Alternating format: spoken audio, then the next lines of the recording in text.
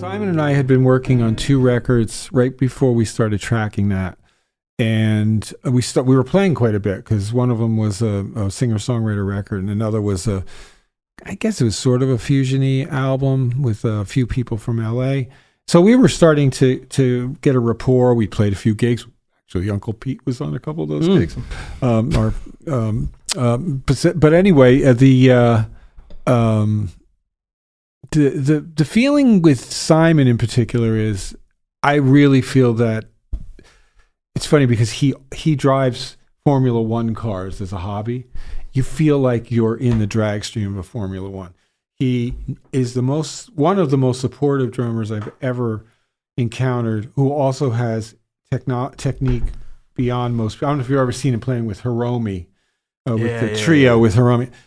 Some of that with Anthony Jackson is arguably some of the most complex, insane music on some levels, at least in that idiom, and precision, wonderful precision, almost like classical musicians, which Hiromi is, of course.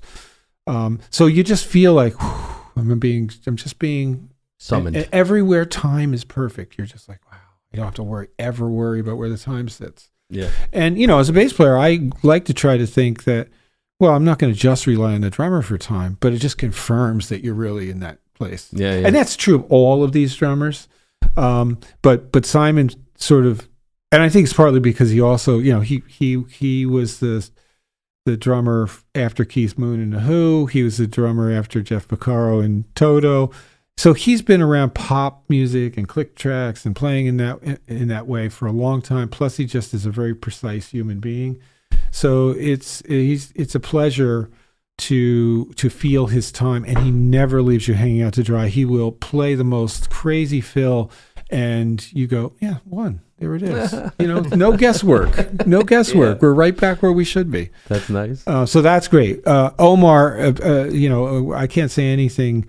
I almost can't say enough great things about him because he's also really become a really good friend. We're working on an Atmos studio at his house where we've done several projects together. We've got this new band that I hope next year we'll get to do some festivals with. And he has a bit more of an organic tone. He has more things just ring more, and they have just more what's the rawness about it, but yet with also incredible precision. So the combination is just really good because that makes me play a little differently. I play a little bit more aggressively in some ways. Simon and I tend to want to be really smooth and just I have lots of room, but Omar, I really want to dig into the groove.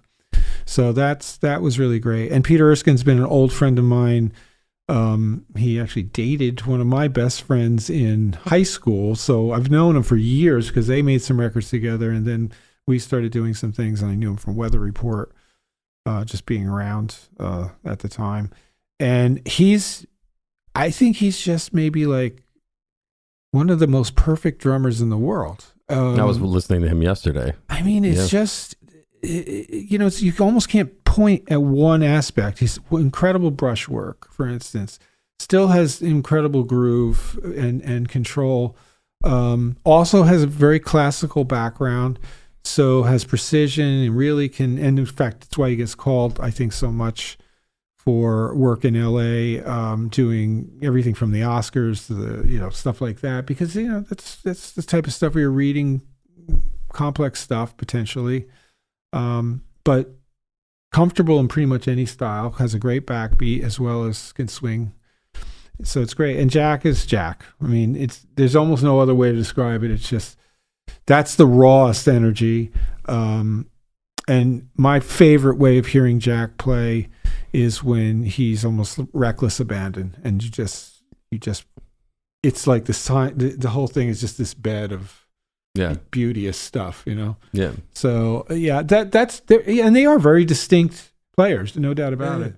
And you do approach playing with them differently, but they all make it easy. And I think that's why I still feel like if there was anybody in the band I wanted to call most important, and I don't like to say that, but I think you don't really have a band if you don't have a great drummer. You might have a collection of really good musicians, But when that drummer's not even leading is the wrong word. When that drummer's just sitting in the right place, everybody's just, I couldn't agree more. Yeah. Yeah.